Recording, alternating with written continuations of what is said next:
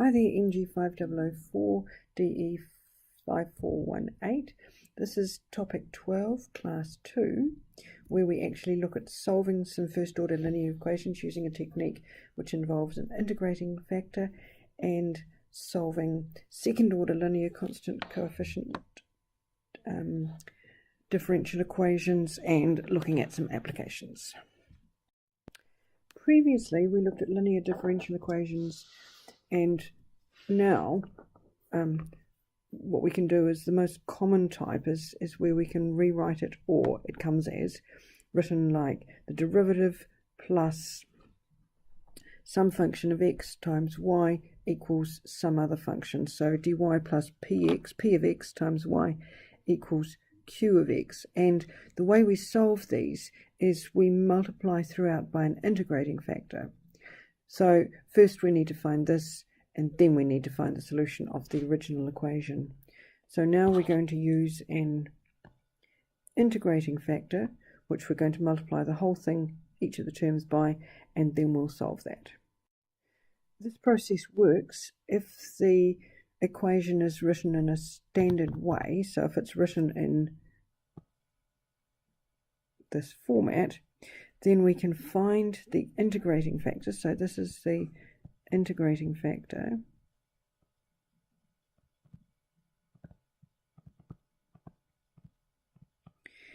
called mu, and it's e to the power of the integral of this function here, and then we can write y as that, and that's how we solve for y. Okay, let's have a look at a couple here so that we can find the integrating factors. We actually find them. We're not going to solve them here. We're just going to find them. So we've got x squared dy dx plus 3xy is equal to x cubed. Now if we put that into standard form, then we've got dy by dx is equal to, now we're going to divide every term by x squared, so the second term, oops, it's a plus, would become 3 over xy equals x, because we've divided each term by x squared. So now the function that we're calling p of x is equal to 3 over x, and our q of x must be equal to x. So then our integrating factor would be equal to e to the integral of 3 over x dx. A second example, if we have dy by dx minus 2y equals x. If we look at that, that's already in standard form. There's nothing in here by the dy by dx, so our p of x function is -2, and our q of x is x. So our integrating factor would be e to the power of the integral of -2. So we're not doing anything, we're just finding the various bits. I will do the first one here, and I will do the second one in class. Okay, so we've got dx by dt plus tx equals t. Now the integrating factor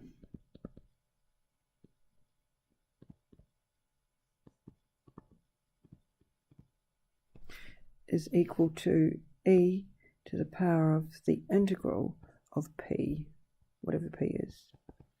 Now in this case it's in the standard form, so p of t is equal to t, and q of t is also equal to t. So the integrating factor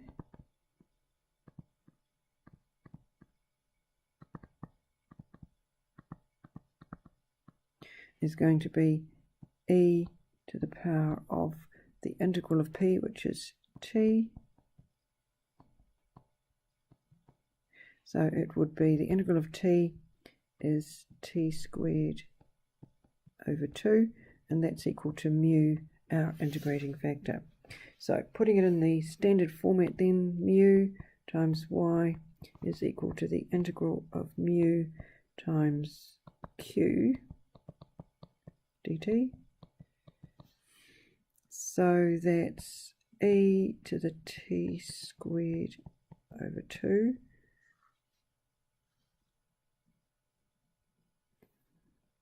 So what we're doing is we're multiplying every term by the integrating factor. So we've got plus t e to the t squared over 2 times x, and that's equal to, and again we have to multiply this one by the integrating factor. Now if we look at the left hand side, this bit here, and we're just a little bit thoughtful about it, we can actually see that the left hand side is the derivative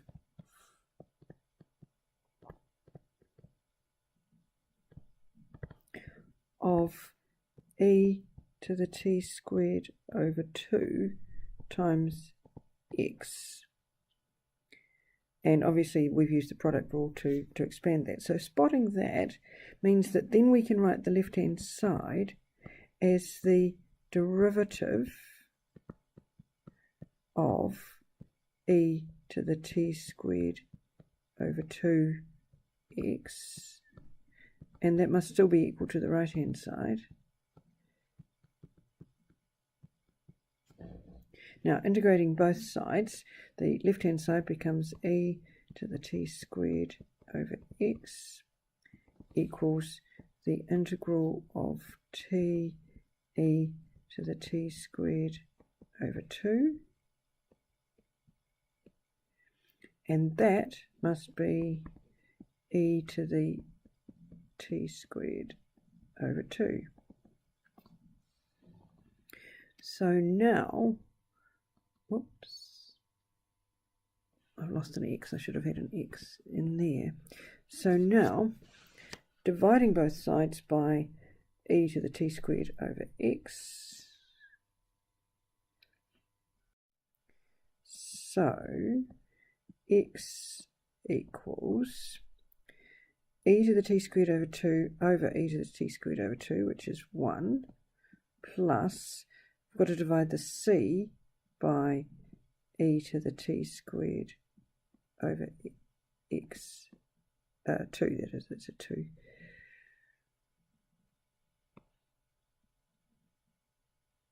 As well. And that would be our general answer. We've got no numbers to help us, otherwise that would be the general solution.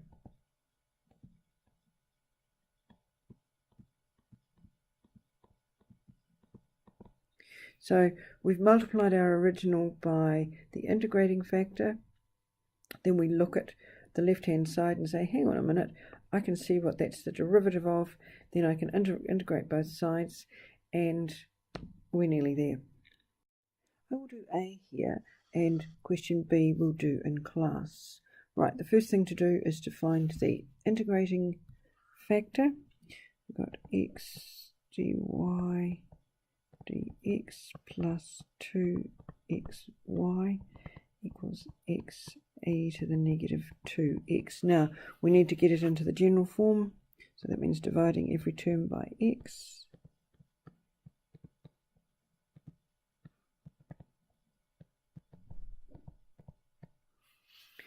Okay, our p function is 2, and that means our integrating factor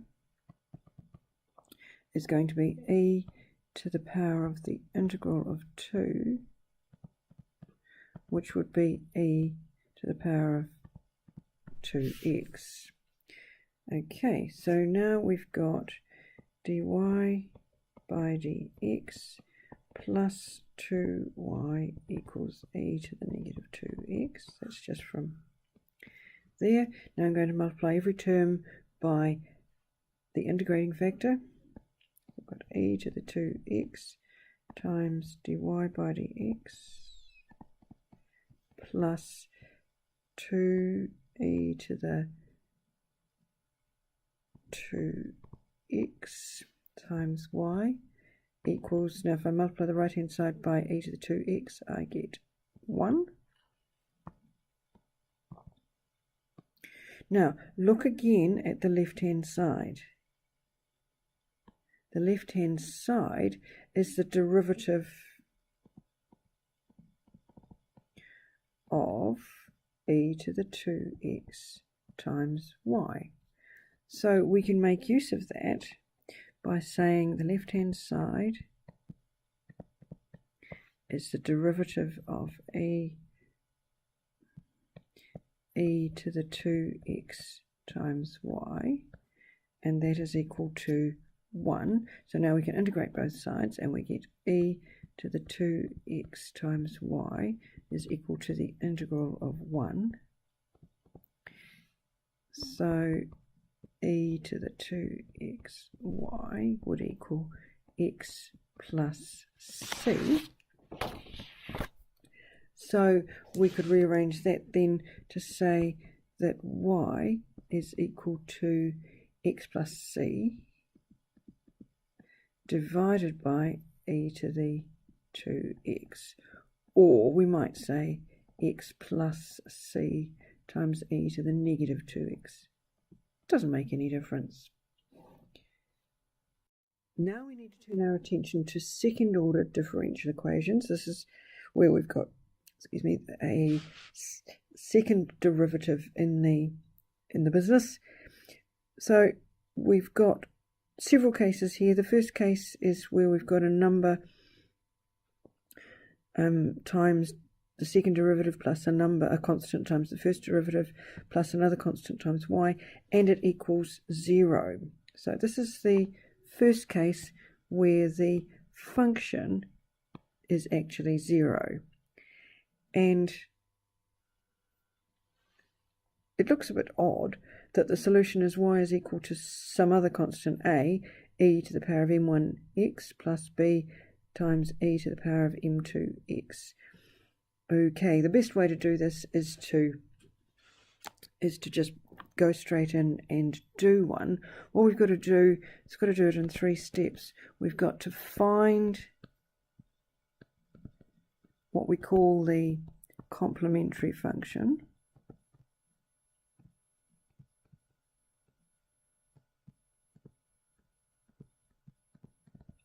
So we need to find the complementary function.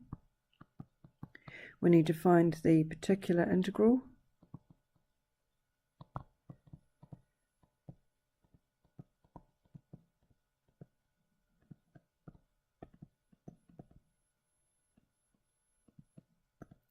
Which we'll call ypi, and then the general solution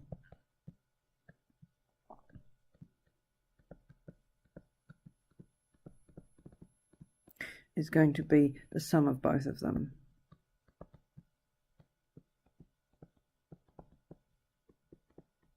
Okay, let's do one. So the first thing we do is we make it look nicer by changing d squared y, so the second derivative, into m squared and the first derivative into m, and where we've got y we change it into 1, and then the type of complementary function that we get depends on the roots of this auxiliary equation. Okay, let's have a look. Now we're still doing the case where we've got the right hand side being 0, but on top of that we've got a separate list of cases, and the first one is where we have real and different roots to our auxiliary equation. So let's find the auxiliary equation. So we're going to replace the second derivative with m, so we're going to get m squared. We're going to replace the first derivative with m, and we're going to replace y with, yes, y with 1, so it'll be 6 equals 0, and we can factorize that.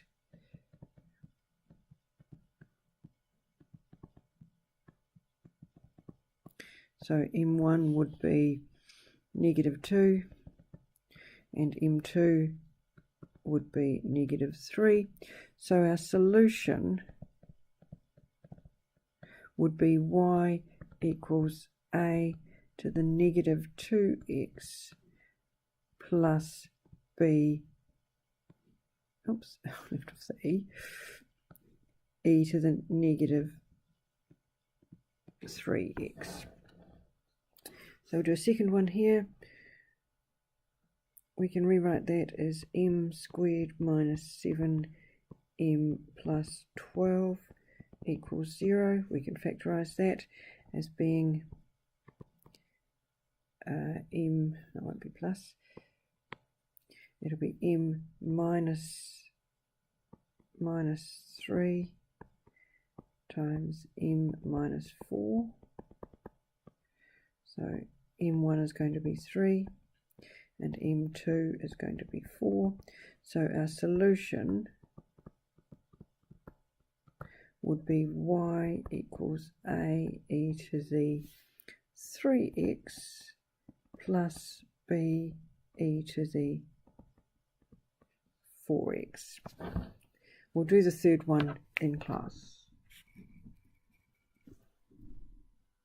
Now we might have situations where the roots of the auxiliary function are actually equal. They're still real, but they are equal. So let's have a look at a couple here. The first one we could write as m squared plus 6m plus 9 equals 0. So we could factorize that as m plus 3 squared equals 0.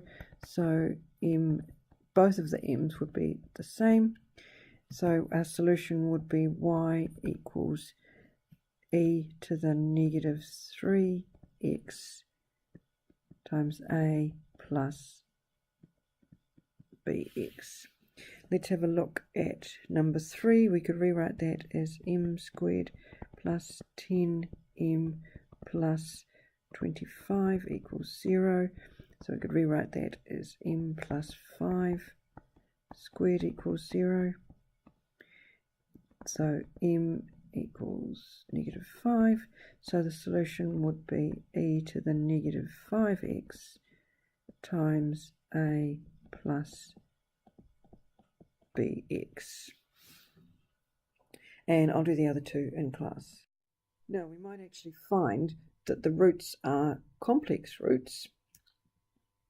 So let's have a look at that. Suppose we are told that the roots are -2 plus j3 and -2 minus j2. So the solution for that one would be that y was equal to e to the -2x times a cos 3x plus b sine 3x. Let's have a look at example 3.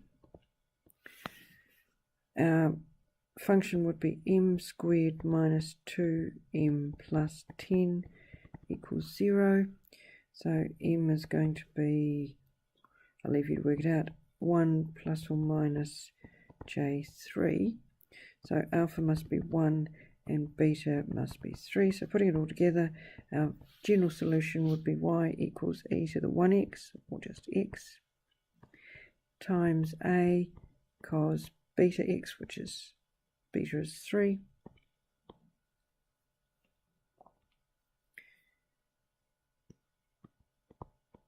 plus b sine 3x. We could also have a special case, in which case we've just got, we don't have a middle term because b is equal to 0, and our third term is actually some number times y, some number squared times y. And the patterns are like this. So if it's plus n squared y, then the solution is that, and if it's minus n squared y, then the solution is that. So let's have a look at an example. If we've worked out that m is equal to 0 plus or minus jn, for example, then y is equal to, so it's just a special case of what we had before, e to the 0 times a cos n x plus b sine nx. And similarly, if we worked out from the fact that m squared was equal to n squared, so that tells us that maybe m squared equals 3, for example, then we'd need to find m, and m would equal plus or minus the square root of 3, and we'd take it from there. Some further examples here. The first one, m squared is going to equal negative 16,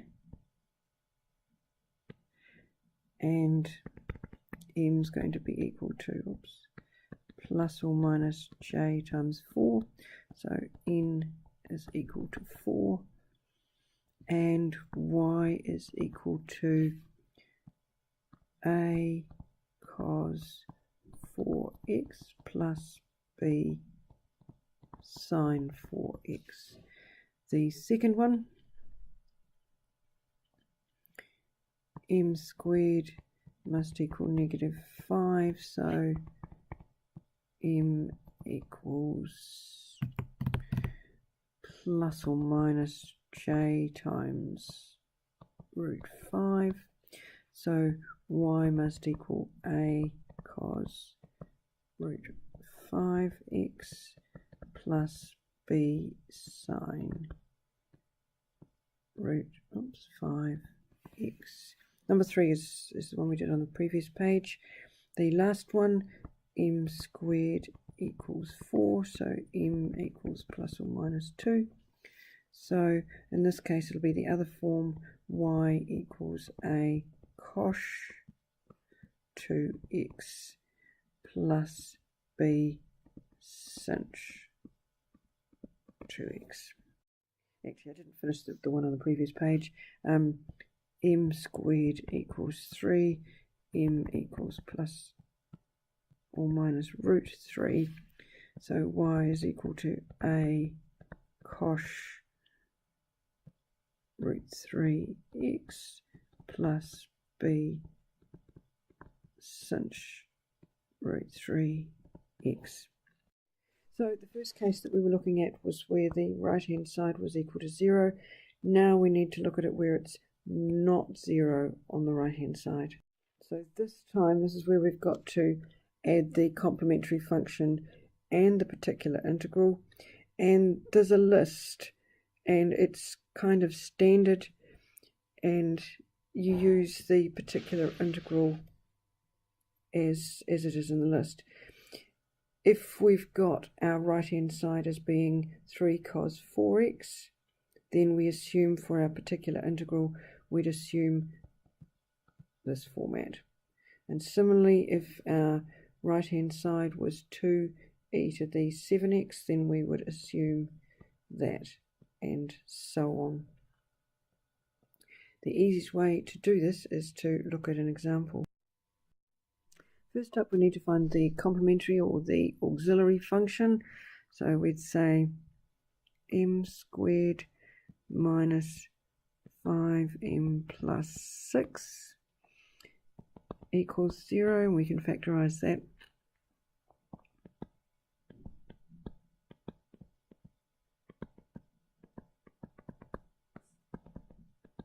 So m1 is equal to 2 and m2 is equal to 3. So our complementary function, or our auxiliary function then, or complementary function, is going to be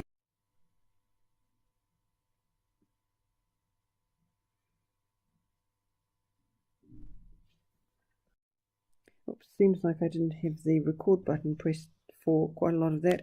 That's fine. I'm sure you can just read it through, and then we will do all of the rest of the ones on the next slide we will do in class. So we've done the first one,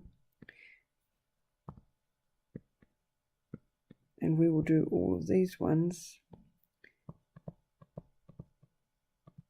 in class. Let's see if I can do this one without turning the microphone off. The complementary function we can write as m squared plus m minus 2 equals 0. That factorizes m minus 1, m minus 2. So m1 is going to equal 1 and m2 is going to equal 2. No, that's not right. That should be plus, and that should then be minus. So a complementary function is going to be y equals a e to the power of m1x plus b e to the power of m2x. Now, because we've got e to the x on the right-hand side, we're going to assume from the list that the particular integral is y equals c e to the power of x. So now we need to find the derivative, which would be... Now, this is just going to be a bit tricky. If we assume that the particular integral is going to be c e to the x, we've actually got e to the x in here. We've already got it in here. So that's just going to make life tricky. So what we can do is, instead of assuming that the particular integral is y equals c e to the x, we can slip in another x in there, and then we don't have this clash. So now the derivative, the first derivative would be c x e to the x plus c e to the x, since it's a product.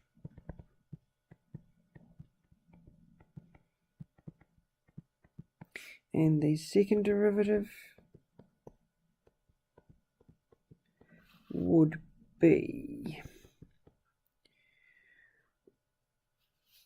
c e to the x plus c x e to the x plus c e to the x. And we could write that as c e to the x times 2 plus x. Okay, so our original then we can rewrite as c, so the second derivative is c e to the x times 2 plus x. I have to add on the derivative, which is c e to the x 1 plus x minus 2 times y, which is c x e to the x, and that is equal to e to the x. Now you can see it would have been a bit of a mess. Things just would have disappeared if we'd had our particular integral as our first guess of c e to the x. Right, what we can do is we can collect everything, multiply it out. So now we've got that c x e to the x plus 2c e to the x plus c e to the x plus c x e to the x minus 2c x e to the x, and that's got to equal e to the x. Okay, collecting that all up, we could write it as c times x plus 2, or comparing the coefficients, getting rid of the e to the x, c times x plus 2 plus c times x plus 1 minus 2cx is going to equal 1. So I'm just comparing the coefficients and collecting it all up at the same time. Wow. Multiplying that out would give us cx plus 2c plus cx plus c minus 2cx equals 1. Making that even further, then we've got cx plus cx minus 2cx equals 0. So that's because there's no x terms. So we can say that